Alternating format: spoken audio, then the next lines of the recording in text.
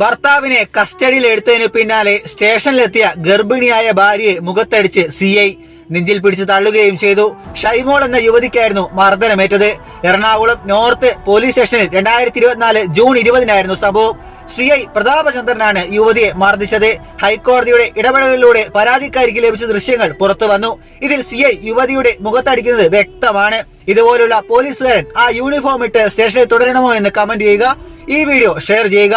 കൂടുതൽ വാർത്തകൾക്ക് account follow ചെയ്ത് വെക്കുക.